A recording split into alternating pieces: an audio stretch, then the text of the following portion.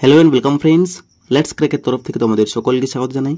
আজকে আমরা পিএসসি ক্লার্কশিপের পিওয়াইকিউ অর্থাৎ প্রিভিয়াস ইয়ার কোয়েশ্চেন্স নিয়ে আলোচনা করব। তো আমরা বেশ কয়েকটি পার্টের মাধ্যমে এই পিওয়াইকিউকে শেষ করব।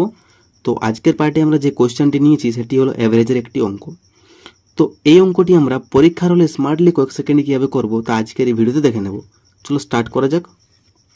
দেখো বলেছে 7টি সংখ্যার গড় 10 এবং অন্য 8টি সংখ্যার গড় 25, তাহলে সব সংখ্যাগুলির গড় কত হবে? তো আমরা ঠিক আগের নিয়মের মতোই কি করব না, 7টি সংখ্যার গড় বলেছে 10, তাহলে 7টি সংখ্যার গড় যদি 10 হয় তাহলে টোটাল নাম্বার কত হচ্ছে না 7 × 10, তাহলে 7 × 10 = 70 হলো টোটাল সংখ্যাটা।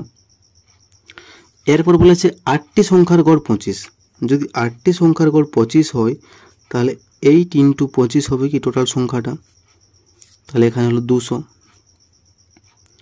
তাহলে দেখো যদি আমি হিসেব করি এখানে 8 সাথে কত হলো না 15টি সংখ্যা হলো, আর যদি আমি এদের টোটাল নাম্বার কাউন্টিং করে যোগ করি তাহলে 270 হলো।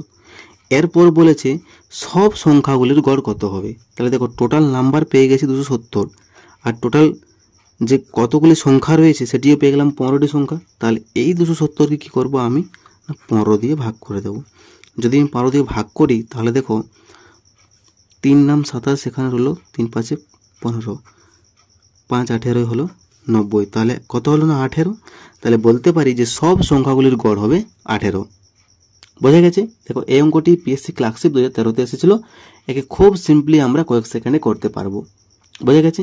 তাহলে ভিডিওটি ভালো লাগলে অবশ্যই like, comment, share and subscribe করুন এবং পাশে থাকা বেল আইকনটি ক্লিক করুন। So take care, keep growing and stay motivated.